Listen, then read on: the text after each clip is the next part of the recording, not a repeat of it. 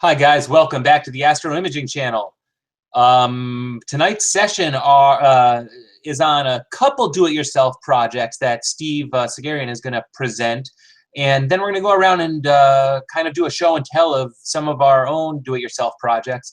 So anyone out there watching or in the chat room, feel free to start sorting through your pictures, and if you have something you want to share with us, you can. And if you need to, if you have an image or something like that you want to share, remember, we can share images in chat, and then I can bring them right up and share them basically via my screen. Before I get into that, though, I'm going to say this. The only chat that I'm monitoring tonight is the one that's on our website, theastroimagingchannel.com. So if you are on the YouTube chat, I'm not going to see your comments. Jump over to our website. We have a chat there. It lets you pop it out. You can pop out the window so you can watch it whichever way you want with YouTube, and that'll be the most efficient way to get your questions or comments right in front of my face. Another reminder, if you're watching us on YouTube, change the settings to 720p if you haven't. Well, I'll be a lot prettier that way, or maybe not. Maybe I won't be prettier. Maybe I'll be uglier. We'll see. Let's see, one other comment, or two other comment. Well, one other comment. T-shirts. If you are waiting for a T-shirt, or if you have ordered a T-shirt from us, just be a little bit patient. They are coming. Everyone's extra large, so we had to print out a bunch more. They're going to send them on directly to us, but it's just going a little bit slower than we would have hoped. So that's all of my comments for today. The only thing I'm going to go over to is I'm going to show off our image of the week, which, oh man, YouTube got me. There we go. Got to show you full screen. Stop me if you can't see this M82 by Adam Landefeld. And it's actually a great M82, and even better than that, he's shown off a good chunk of the IFN around it, along with a pretty perfectly resolved core. So, you know, check this one out on our website if you want. Check it out on our, well, you can check it out on Google+. I prefer you see it on our website, because if you go to our website, then you can actually leave a comment and say, hey, great picture. How'd you do it? And that'll stimulate some discussion, and maybe it'll even stimulate a presentation. But that is all I've got in advance. So what I'm going to do is I'm going to hand it over to Steve. And Steve, I see you right there. Steve, the microphone's yours. Okay. Let's see. How do I pick up present screen? Control. Oops. Not sure what I did there. Yes. Share screen, the green monitor with the arrow. Oh, yeah. There we go.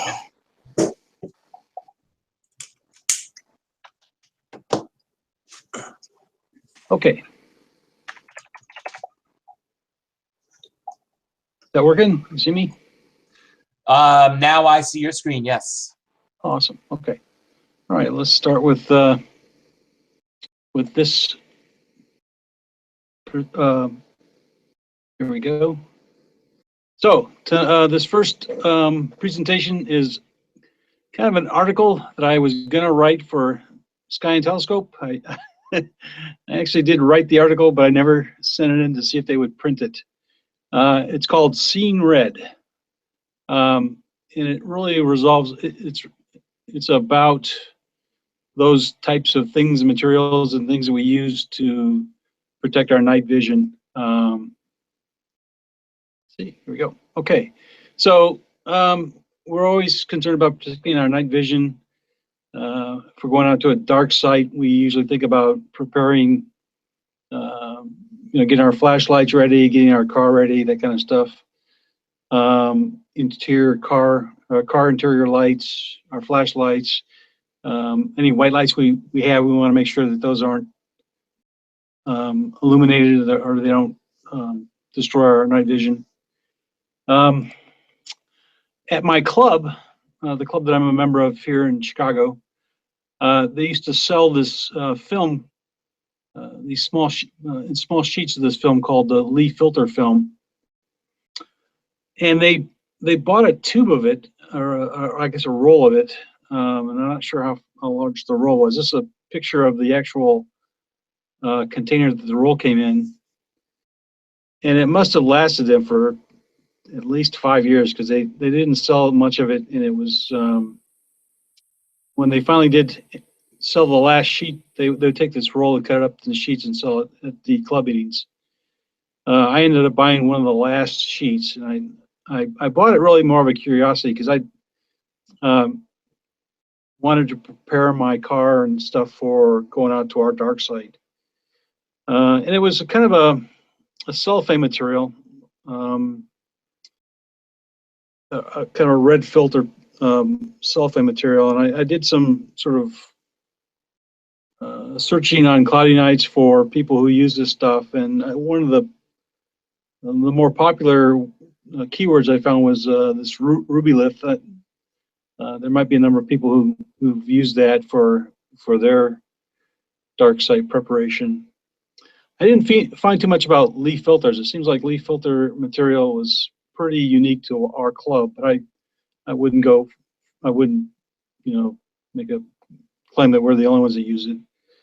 I did see places that sell red cellophane, clear cellophane that's not really what I call optical quality filter, but I saw some of that as well. Okay, so here's the sheet that I bought.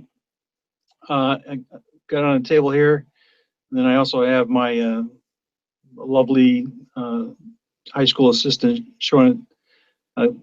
The picture on the right shows that it's sort of a semi-clear red filter material. The sheet here is like a 21 by 24. The problem with this material is that, and I think the reason why it wasn't selling very well at our club, is it's difficult to cut, it tears easily, it wrinkles easily, and then it's also difficult to stay in place. So that kind of, I mean, I've seen people buy it and then they go, oh, this is really not that good to use. So I started thinking about how I could improve this material, how I could make it better for our dark site stuff. And the solution was to basically adhere it to a double-sided adhesive clear media. So this is a picture of a 3M product that has a 212 makeup. The 212 means that it has a 2 mil adhesive on either side, and then a 1 mil semi-transparent plastic layer in the middle.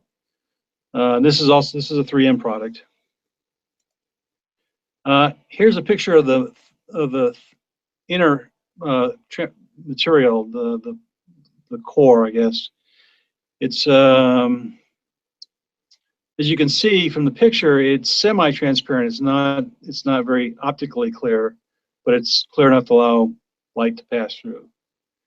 And this stuff is available on eBay in various sizes. I think I talked about that at the end. So we're going to make a sheet of this material that you can use for your dark site preparation, or for light proofing your flashlights or what have you. And the steps involved with this, I'm just summarizing them here. Basically, you cut the individual materials. So you cut the 3M sheet, and then you cut the filter material. Then we're going to sandwich it together, and I'll show you how to do that. And then you draw patterns on it to the size and shape that you want for whatever you're trying to achieve. You cut it, stick it together, and smooth it out, and you're ready to go. So here I am cutting this piece. I'm trying to cut it because it is a 2 foot by almost 2 foot size sheet. I really cut it down to 12 by 12. It's easier to handle and it's easier to work with. So I cut the filter sheet 12 inches by 12.5 inches. The ½ inch is to sort of give me an extra little bit of place to hold it while I'm sandwiching it together. And then the adhesive I cut 12 by 12. So here's the material. the filter, I've cut it, and now I've taped it along the bottom. I've cleaned off my work area here. You don't want to get dust in between the sandwich layers, so make sure you clean out both sides and really clean. There's no dust, no specks and stuff. And then along the bottom here, you see I've taped some masking tape. This is I'll show you, but I've taped this edge here, and now I'm going to flip that edge. So I flipped it over, so it was over here, and I flipped it. Now it's kind of on the edge of the table here, as you can see. Okay, now what I'm going to do is I'm going to take the 3M material, and I'm going to take the release liner, one of the release liners off. A lot of times you'll hear me talking about release liner. That's this sheet that's bonded to the adhesive part that makes it easy for you to pick it up, carry it, but not stick to anything. So we're taking off one of the two release liners here. So now I've taken that sheet where I've taken the release liner off. This side is sticky now, but the other side is not. And I've just carefully butted it up against the film and getting ready to sandwich these two layers together. And so one more thing, I've taped the corners here so that when I start to sandwich them together, this guy doesn't slide away from me. And so now I'm mating the two sheets together. So I'm using a flat edge ruler in my case, and I'm smoothing from the joint forward. I'm sure this is a concept everybody can get real easy. You're basically this side is sticky, and we're gonna try and smooth this over so that it joins and makes one nice sheet. And here you can see it. I've smoothed this edge, and I'm still holding it here, keeping some tension on the filter. At the same time, I'm pushing forward to kind of mate these two together, being careful not to get any air bubbles or allow anything to get caught in there. And the sheets are almost done there, and I'm done. So now I'm smoothing it out, making sure I get all the air bubbles out, just trying to make it adhere, the two pieces adhere together so that it's ready to go. And it's done. So now I have this essentially a sandwich of material. It has a filter, adhesive, semi-clear layer, and then on the back side of that is something that I can stick to things. So I'll show you what I'm talking about. So I hope all recognize what this is. This is our typical tank field power supply, 12-volt system. This is from Orion, and you can see that here's a clear candidate for something to put a filter on it. So I've taken the lens apart, and here's the lens here. And now it's easy to draw a pattern on this material, and of course it's easy to cut. It doesn't tear, it doesn't wrinkle. It's way easier to put together or to manage it. And then this is not the same tank, but you can see the final result here. I've taken that filter material, taken the release liner off the backside, adhered it to the lens, and put the lens back into my tank, and it's ready to go. I don't have to worry ever about shining this thing off on people's eyes at dark side. It has other uses. Obviously, I've taken this is a sheet that I cut, and I put it over the two. These are the dome lights in my car.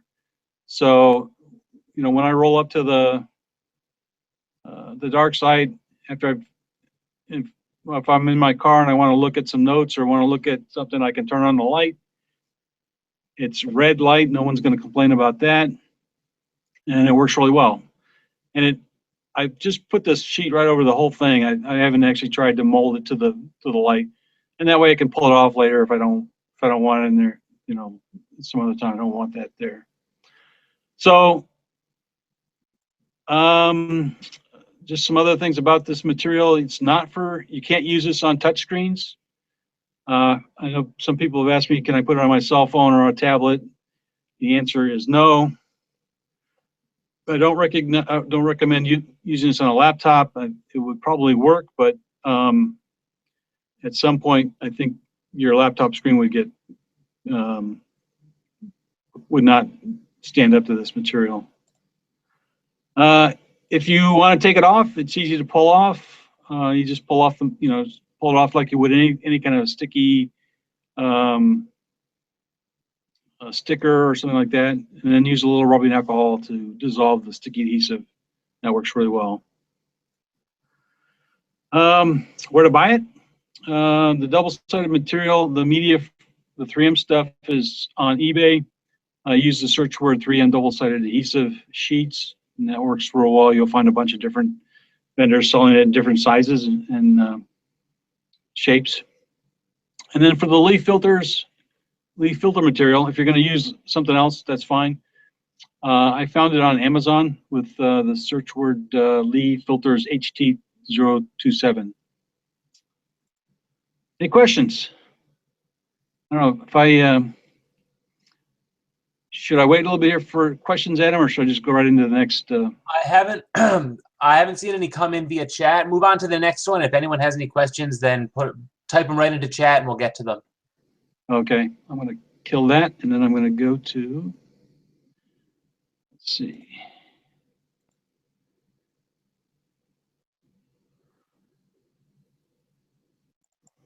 Okay. Can you see that, Adam? Yes, I can. Okay, great. So the second project involved hacking an AC to DC converter. Let me see if I can get this going here. What do we got? Okay. So I have a Amada T3i. My astronomy, or my camera is this T3i. It's what I'm learning about astro imaging from, and I'm using it. The unfortunate thing is it requires a lot of batteries. It's the batteries are difficult to change when it's mounted on a telescope. It's difficult to change in cold weather, and it's difficult to change just about anytime you want to change the batteries. So I recently purchased one of these things. It's a AC power adapter. I'm not sure who this vendor is, but they make a series of AC to DC converters for DSLRs. Let's see here. So here's a picture of it. So as I said, it converts AC to 7.5 volts DC. It removes the need, at least when I'm in my backyard, for me to have to constantly refresh the batteries. It's great, but I can't take it to a dark site. If I take it to if I go to a dark site, I end up having to, swapping batteries again. So it's still frustrating. Couple comments here. So here's the main AC to DC converter. It converts AC to 7.5 volts, and then this little module fits inside the camera. It mimics a battery, and I'll show you that shortly. So yeah, so here's a picture of here's a standard Canon battery on the right, and here's the module head, or the adapter head for the converter. And so you plug this in. There's a little jack here, and then these connections here match these connections. The problem is that Canon has got a little microprocessor in each one of their batteries, and every time you plug it in, the battery and the camera talk to each other to say, I'm a Canon battery. If it doesn't see that, but it still sees like 7.5 volts, the camera will not operate. Now that's for my T3i. It may be different for newer versions, I'm not sure, but it was a way for Canon to sell batteries to, so people couldn't get around doing something else. So here's that same AC to DC module, and I've cut the module housing in half, and you can see there's an AC plug here, and then there's a DC cord here. This red and black wire is where the DC power goes out to that battery head. So the hack involves taking that original module, this AC to DC module, and then putting in a new housing and also adding an adapter so that I could run from 12-volt power supply using a voltage regulator. And so a voltage regulator takes a voltage of one level and converts it to most of the time a lesser voltage, but a stable voltage. So a lot of 12-volt regulators, or a lot of regulators will take an input voltage range from like 12 volts to 35 volts, and they'll convert it down to 5 or 7. Now this particular one that I've identified for the project, it's adjustable, and it's adjustable through these combination of resistors. And they give a little formula here for how to do that. Typically what people do is they'll make this a variable resistor, so you don't really have to worry about the formula as long as you use their guidelines. So for this example, I'm using an LM350 variable voltage regulator, and it turns out they want this resistor to be 120 volt, or 120 ohms, and then this one can vary. And ideally, what you do is you put a 1K in here, and then you can adjust it to the voltage you want. So if you're, let's say, for example, your newer DSLR requires 8 volts, then you could adjust this to get 8 volts out when you're ready to do this hack. Here's a quick block diagram of really what I'm trying to accomplish. So the original module that I bought is here. The new voltage regulator is here, and I'm powering it through a couple of Anderson power connectors. And then, of course, I could also power it through the AC cord here. This voltage regulator puts out 7.5 volts, as does this guy. And then I have just a switch here. Depending on whether I'm out in the field, I can switch it to the voltage regulator. Or if I'm in my backyard and I've got plenty of AC power, I can plug in the AC and just switch it over to the AC side. And of course, I always like a nice red LED on my project. So here's my red LED, and then this is meant to represent that little power cord head that I showed you earlier. I couldn't come up with a good symbol for this, but this is the best that I could do. So here are all the parts for the project, and I've labeled them. I have a parts list at the back of the presentation, and you can see how much all this cost. And I'll show you that shortly. So the steps of the project are: cut the holes for the connectors, figure out where you're going to put them. You want to mount and secure the old module, and I'll show you that in a minute.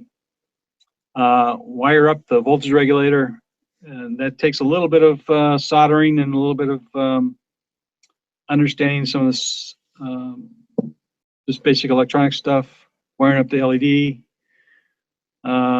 Connect the old module output to one of the switch positions. Connect the new voltage regulator output to the other input switch. Mount the whole thing inside the housing, and then test it.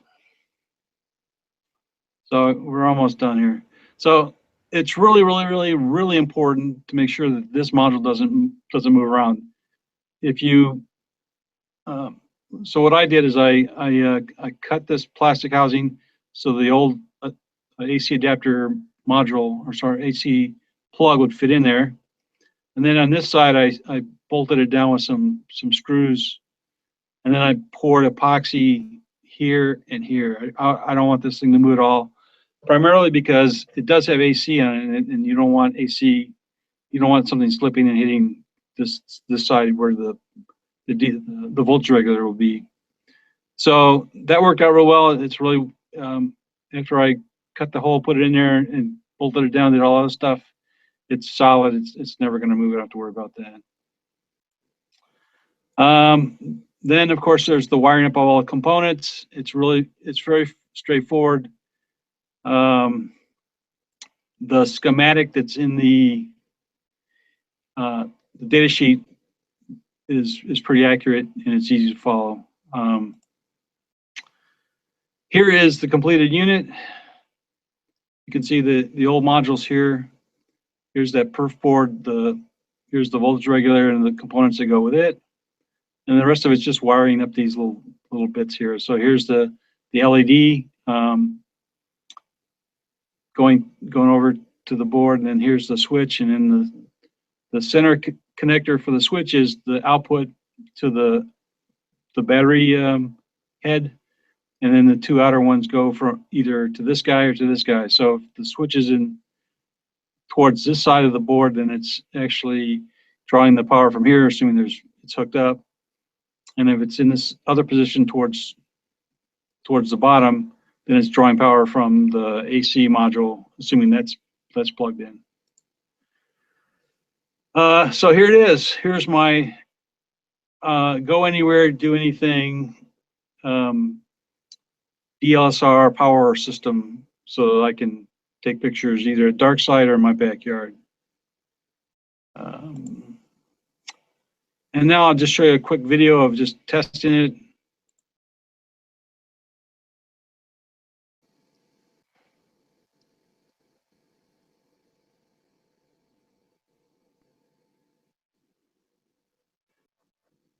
So right here, I'm just hooking up the module head that goes inside the camera itself.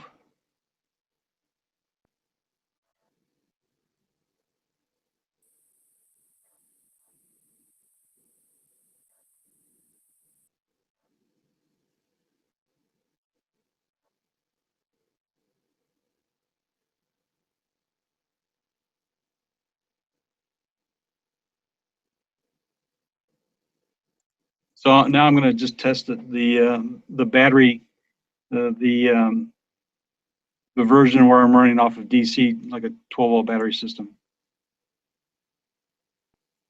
In the background there, you can see I've got a power supply that I'm using to generate 12 volts to simulate my battery.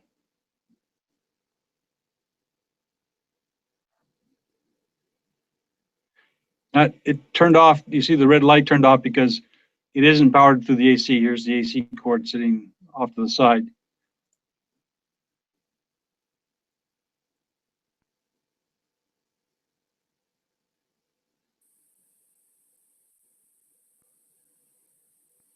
And now I'll test it with the AC cord.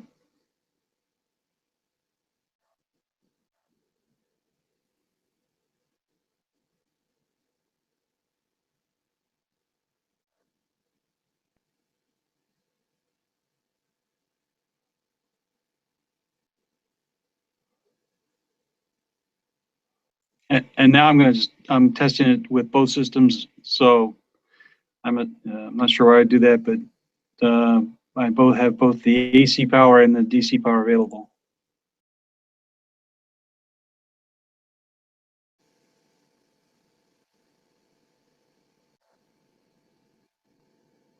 Good to go.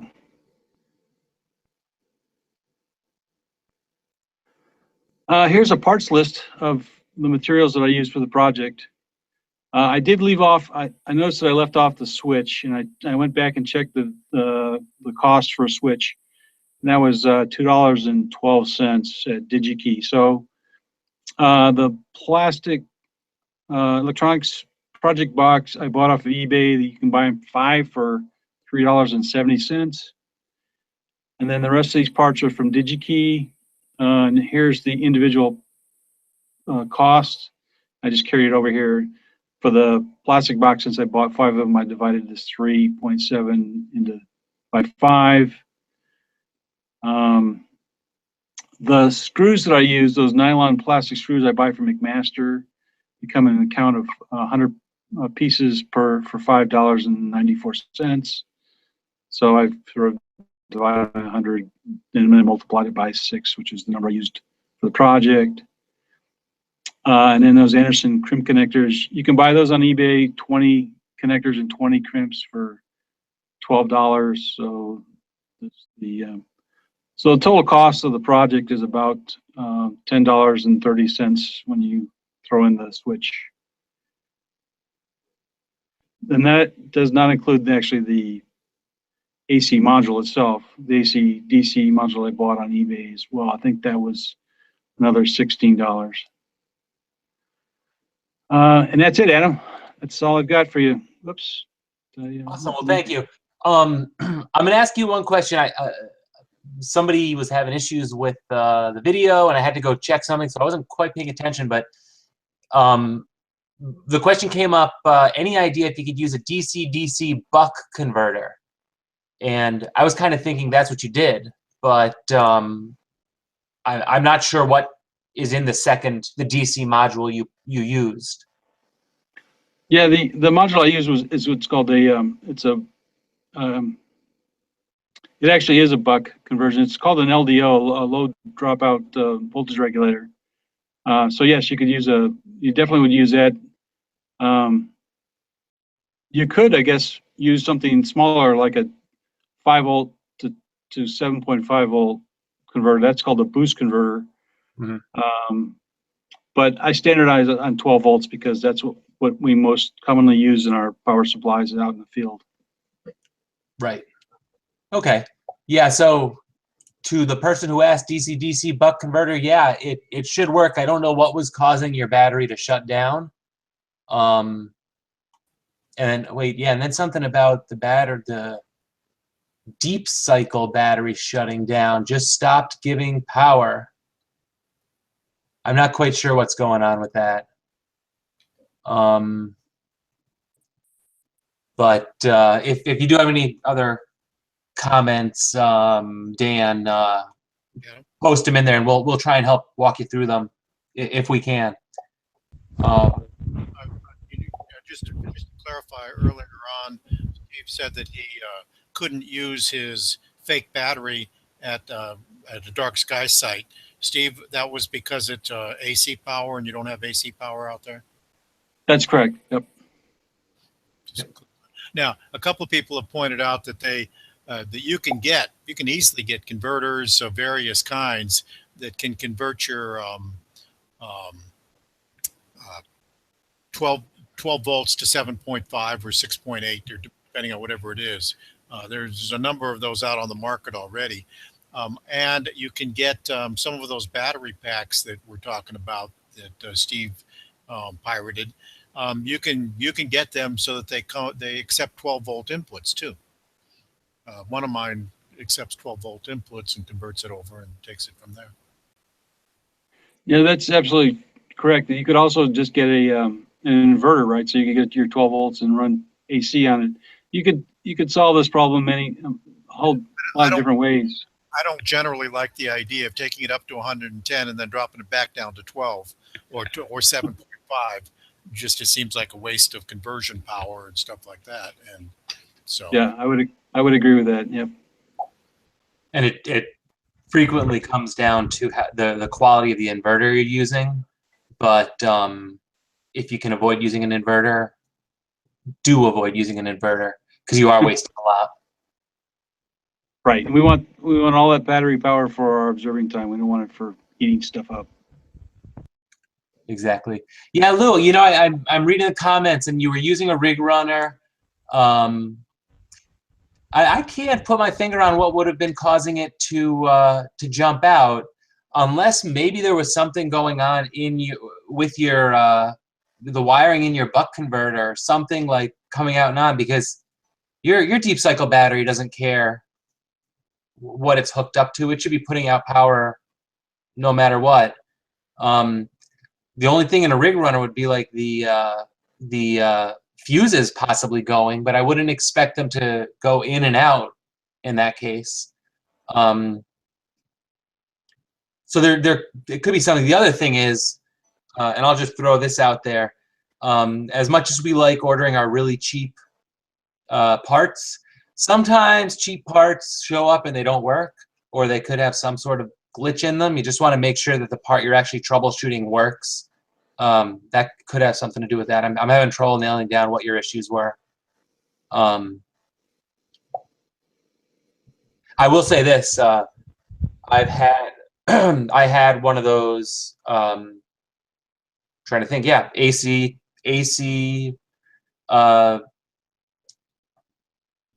power supply for my DSLR.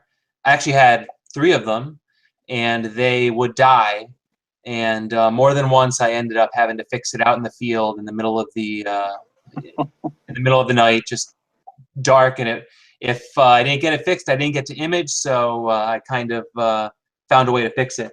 But I've had them die, so it could be that. But that's all I can think of. If there are any other questions for Steve, feel free to type them in. What I'm going to do is I'm going to show off a couple of my projects that I've been proud of, and let me take my video camera back before I flip it over.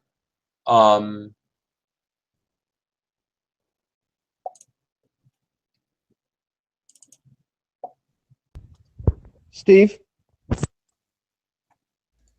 Yes. you talked about a microprocessor that's built into the Canon battery, and you said that they don't work with so how did you go around that? Did you clarify that? Did I miss that? Or So the company that makes that AC to DC converter, they actually have a processor in that little module head, and that's how they get around it. That's how they do it, I guess. But if you take a Canon battery apart and just take that connector and connect it to the camera and run 7.5 volts, the camera will not operate. It'll give you this error message that says that your battery isn't clean or your voltage isn't the correct voltage or something. It's just a little microprocessor based way that they keep people from from third parties from selling batteries to Canon users. I've got to say that I've got a couple of those fake battery packs, and I've got several fake batteries. And yeah, I get the message, and I can generally ignore right through it, and I use that stuff all the time. So. Oh, really? Yeah, I mean, it just says, "Hey, I don't recognize the battery," and I say, "Yeah, I don't care. Just take a picture." Whatever you're supposed to do, Yeah, I want to say one of the new Canon cameras, like very new, and one of the high-end ones prevents you from using an aftermarket battery. But at least with my T1i, I was fine using the cheapy batteries and the aftermarket stuff. Of course, my camera's an old camera at this point, so. Yeah. But I know the new ones, they're trying to prevent that for better or worse. My 6D, my 450, my 600, all will, and my 20D from the ancient times, would just ignore it. Eventually, Yep. They tell you it's the wrong battery, and then ignore it. So give it a try, guys. I mean, this whole operation costs what, 20-some bucks, and it's fun to do. So give it a try. Yeah, it's the best. That's the best advice. Try it. If it doesn't work, it doesn't work. But at least you tried it. Sell it to somebody else. Yep. All right. So here we are. This is what I wanted to show off. This is one of my do-it-yourself projects that. This isn't the one that I'm the proudest about, but this is the one that I think everyone should have. So basically, you see my battery box right there. And the battery box is simple enough. Battery box with inside of it a 110 amp hour deep cycle battery. You'll notice on the top there it does have a it tells me how full the battery is, a meter to tell me that, and it works pretty well. It just detects the voltage and it tells you how much it's dropped, so it works pretty well. Then what I've done is I mounted just a cheaper version of a rig runner. Bought this on eBay, I think, for $25. Has all individual fuses coming off of each of those. And typically I only use one or two of them. It kind of depends on my setup. For a long time I was only using one of them, but I wanted to have it scalable. Occasionally, if I need to run my flat panel, I can plug it into this as well. So I have all those extras there just in case. But you'll notice sitting next to it there is a project box. And inside of that project box, let me get to the right screen here. Sorry, let me flip that over. Inside, well, let me go to the next one. Inside of that project box, as you see here, I just kind of tossed a bunch of stuff in there. I put in a, on the bottom underneath there, what you can't see is a USB hub. And on the top is my USB stepper controller motor. There's also just a 4-way power pole connector in there. So I kind of just tossed all this stuff into that box. But then using a bunch of flush mount fittings for the power poles and some case mount fittings for the USB stuff, I was able to just open up some holes on there and basically get all of that gear that I would have in my bag wrapped up with wires. When I'd want to break down at my house, I'd have to unplug everything, wrap it up. I'd have a spaghetti mess of cables. So when I finally put it into this box and flush mounted everything, I was able to avoid that whole entire cable thing. Even better than that, this box, I drilled out the bottom and I was able to mount some ADM brackets on it. And I mounted it right on top of my wide field scope, and I was able to mount it right on top of my edge. The power coming off the back there would just go directly into my CCD, and the other one would go to the battery. So I was able to eliminate the number of cables coming up to through my mount, and it really made my life a lot easier. Unfortunately, it weighs a lot. It weighs about 4 or 5 pounds, and it's a little bit too heavy to mount on top of my RC and have it work comfortably. Well, within my comfort zone, I should say. But these project boxes are cheap. I saw Steve using one for, actually Steve's used them for a few of his different projects, but you can basically get one to do whatever you want. And depending on how you want to mount it in there, or if you're willing to kind of do what I did and just toss it all in there and screw the top closed and make sure it's not moving, you can have a nice tight package doing basically everything you need and not worrying too much about breaking it or breakdown and setup or losing a cable here or forgetting this cable because it's already mounted there. Even better, when I was using my wide field scope with it, I could leave that mounted on top of my wide field scope, my CCD mounted on the back of it, the power cable running to the CCD, the USB cable running to the CCD. I could leave everything all hooked up. And basically, when I get to the dark sky site, I only have one power cable to plug in, and then I'm good to go. I could just set up and be running. So it was a time saver for me. I'm just going to pop back over and see if anything in there, any of these bleeps that I'm hearing are for me, and I don't see any others for me. So my other do-it-yourself project, I'm going to have to share a different screen with you. And this one, some of you may have seen before, but this is my do-it-myself EL panel. And this one's going to be an advertisement for a previous presentation that I did. But basically, these things are really easy to make yourself, really cheap to make yourself. Just you buy a couple pieces of acrylic. But yeah, you can see I'm in PowerPoint right now. I did a presentation on this. And basically for about, I don't know, $40 or $50, I had an EL panel that would have cost me $200 or $300 mounted if I had purchased it from an Astro site. So if you're willing to do a little bit of DIY, you can save money, and in some cases, get get a product that's better suited to what you want to do with it. You basically customize it for yourself. So that's what I've got. That's my show and tell of my do-it-yourself projects.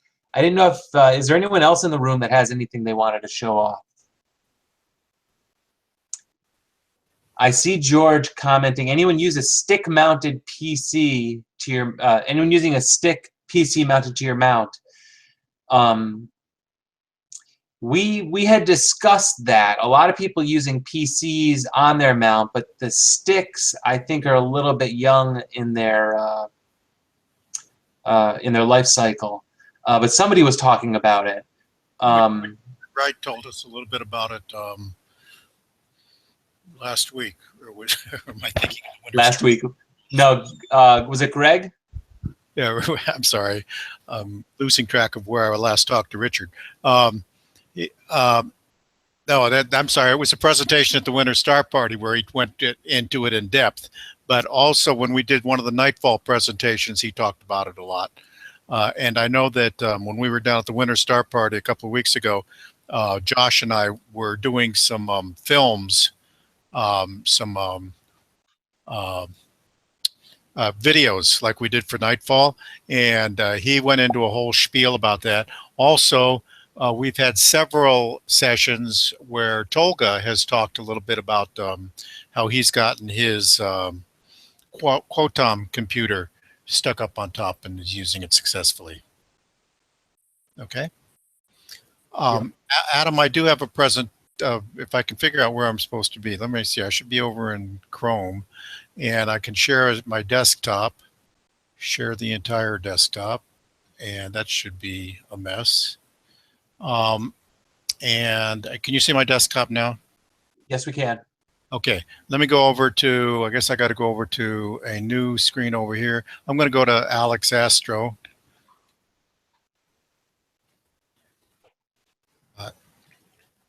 And there are a couple of projects. This is my website, alexastro.com. And over under equipment and telescope making, I've got several things, including my my observatory in the backyard and some other stuff. But I got two of them here that fall into the do-it-yourself category. This one's a little old. If you had a Lodestar 1 in particular, you know that it had a connection at the top. I don't think I've got it. Yeah, there's a connection on the top. See this connector right here? It's a nasty little connector. It's the ST4 connector. And they break and they're hard to get in and out. And because of that, I got very frustrated with it, and I decided to buy some parts. Specifically, yeah, these parts right here, I got them off eBay, and I basically made a little connector that looks like this, and that's the part that I bought off eBay. And I bought an RJ12, I think, adapter, and this is the part I made. This allows me to plug this into the guider port on the Lodestar, and when I think I've got a picture of it in here, and then I tape it to the side. Yeah, there it is up there. And so now I've got an RJ12, which is what a ST4 guiding cable works with, permanently connected to my Lodestar. And I don't have to use that dang little itty-bitty cable that is so hard to work with on the Lodestar. So if anybody would like an easy way to connect their Lodestar 1s to the ST4 cable, this is a pretty good invention for you. And it's on my website, Alex Astro, and just follow the links and you'll get there.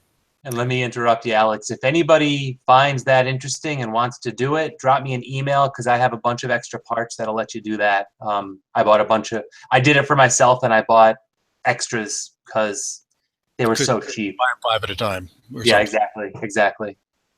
But drop me an email. I'll send them over to you.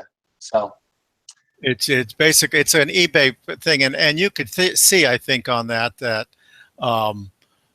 there is a parts list someplace here. And someplace here. Anyway, it's a big old PDF file, and you can figure it all out on how to do it. And it goes through it step by step. Oh, there we go. There's the actual place where you've got to go for the pin connectors and stuff like that. The actual links. Did you do it based on my instructions, Adam? Or yes, I did. Okay. Yep. It was a long time ago before we knew each other even. Yeah. Back when the Lodestar was the best camera, well, it's still one of the best cameras out there, but I hadn't discovered that you could just plug in the USB and do basically the same stuff. So Yeah. I kind of prefer USB these days. And actually, I don't know if any of us still use that, or just go ahead and use those, connect straight to the mount and use it that way. I got some other things here, but this is the one I wanted to show you that's really cool. You know how it's kind of hard to look through your DSLR and frame a picture. Okay, this is again also, remember, I'm very old compared to most of you guys, so I've got a lot of this stuff from back in the olden days where things didn't quite work as well. This is a homemade adapter that allows you to remove your DSLR and pop an eyepiece on without changing the focus of anything. Remember that if you can imagine, there's a great big telescope up at this end of your camera, and then this is a focal reducer that I'm sticking it on here, and then at the end of the focal reducer there is a bayonet mount that looks identical to the front end of your camera, or that matches the front end of your camera. Well, what if you could get the female end of that bayonet mount, the thing that is on the front of your camera, and somehow mount an eyepiece to it? And I figured, boy, that'd be neat. And I've got access to a machine shop and all that other stuff, but there's an easier way to do it. Get yourself a rear lens cap. And they cost about $6 or $7 for most lenses. And they are simply plastic pieces that fit on the back of your lens. Cut a hole in it. Go get yourself a leftover 2-inch to 1 1/4 adapter or something, and glue it to this thing that you cut a hole in. Cut a hole big enough to accept that, and then glue it. So now you've got this nice 2 to 1 1/4 inch adapter glued to the back end of this lens cap, rear lens cap. And what you can do is detach your camera from the end of your telescope, put an eyepiece in here, and you've actually got eyepiece that is looking exactly through your telescope. Now, you parfocalize it by moving this eyepiece in and out and then locking the ring here when you get to a certain point.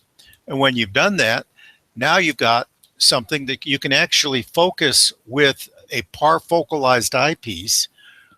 Simply remove the back end, remove this adapter, and put your camera back on, and you're pretty much focused. And you've pretty much found whatever it is you're looking at.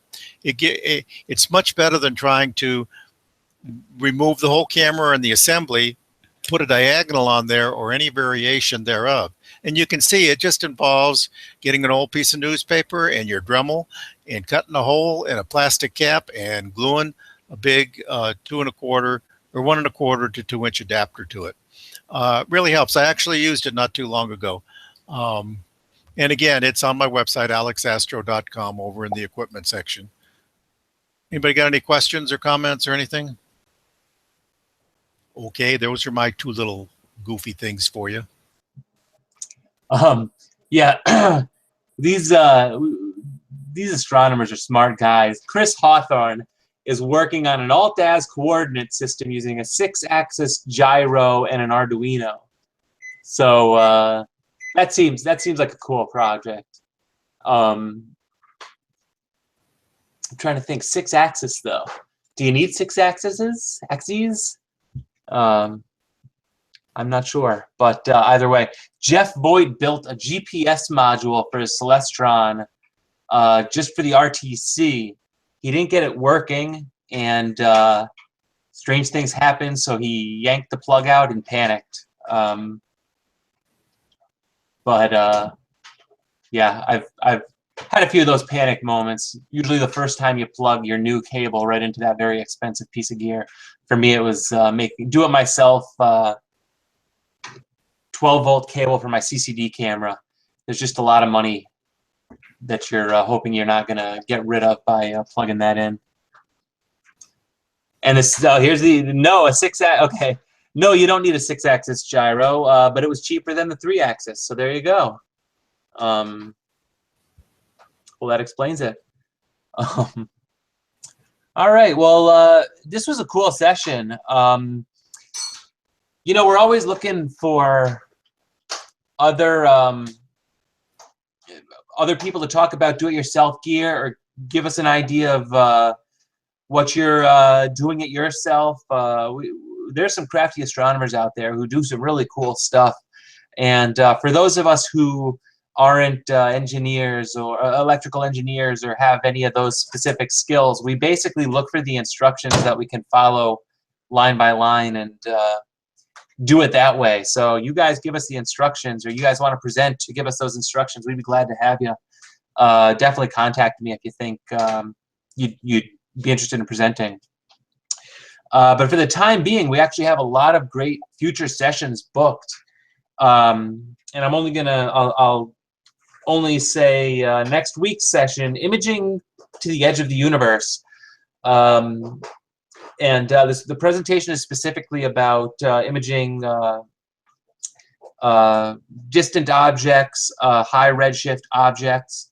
And it's about a particular system that the presenter built with that purpose in mind, and it's actually a system we've discussed on the channel in the past. So I think it's going to be a really cool presentation. It's definitely one you're going to want to check out. So that is that. The only I see George saying he used a PVC-T connector and a flashlight with a red lens for illuminating his polar scope. That's a good idea. On a CGEM. That's actually the ability to illuminate your own polar scope or finder scope or anything like that. It's not so hard to do that, but you might have to do some drilling and some tapping. But that's a cool project. And we've all had our failures. I'll joke about this one. I made a sun funnel. And if you don't know what a sun funnel is, you should Google it because it's really cool. But I built a sun funnel, and I was about to bring it to an outreach event. And let's just say I decided not to bring it to the outreach event because it started smoking. And I basically melted an eyepiece and thought I destroyed my telescope. But no, fortunately, it was just the eyepiece. But wow, a do-it-yourself sun funnel is a really cool project. Just be careful. Yeah, so I think we're probably going to end it there because I don't want to keep talking around in circles. You guys in chat, keep going because you're coming up with some cool stuff. Hopefully, we'll expand one of these chats into a session one day because there's a lot. They're posting lots of cool stuff about what they're doing, by what they're DIYing, I should say. But guys, thank you for coming. Like I said, next week, Imaging to the Edge of the Universe. Thank you, Steve, for presenting, and yeah. We'll see you guys next week. Have a good night.